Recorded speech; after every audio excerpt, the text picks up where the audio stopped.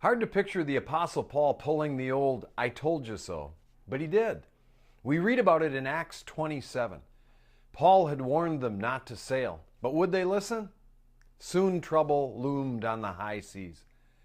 And after long abstinence, the Bible says, Paul stood forth in the midst of them and said, "Sirs, you should have hearkened unto me." That's Greek for "I told you so." This is Pastor Tom. I hang out at Central Assembly in Superior, Wisconsin, and this is Fuel for the Fire. It's volume 638, I Told You So.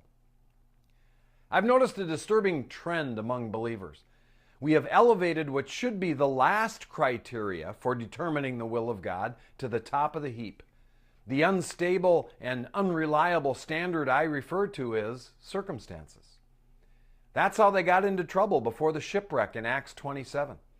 The Bible says, when sailing was now dangerous, Paul admonished them and said unto them, "Sirs, I perceive that this voyage will be with hurt and much damage, not only to the lading of the ship, but also to our lives." Nevertheless, the centurion believed the master and the owner of the ship more than those things which were spoken by Paul.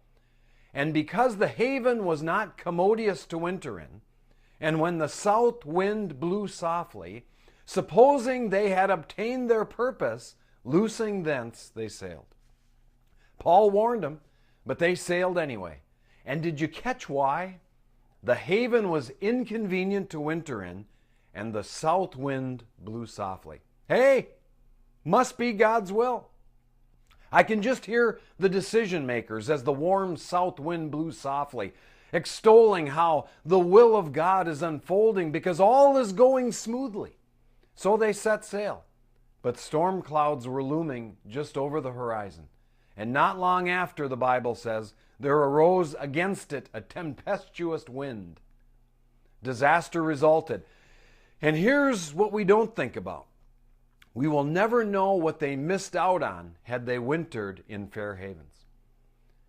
We're often unwilling to endure affliction or inconvenience because we have come to believe opposition means we're not in God's will. We have bought into the lie that God's will is always the path of least resistance. As a result, we flow with the south wind that blows softly, and we'll never know what we missed out on. Fact is, we work really hard to convince ourselves that our desires are God's will. And when it all seems to work out, it's an easy but deceptive sell. And often a storm looms just over the horizon. In reality, God's will is revealed in His Word and through time spent with Him. Sometimes God's will is difficult and laden with adversity. Nowhere in the Bible are we taught the will of God is like a south wind blowing softly. That's the way I see it. And that's a little fuel for the fire. And remember, I love you guys.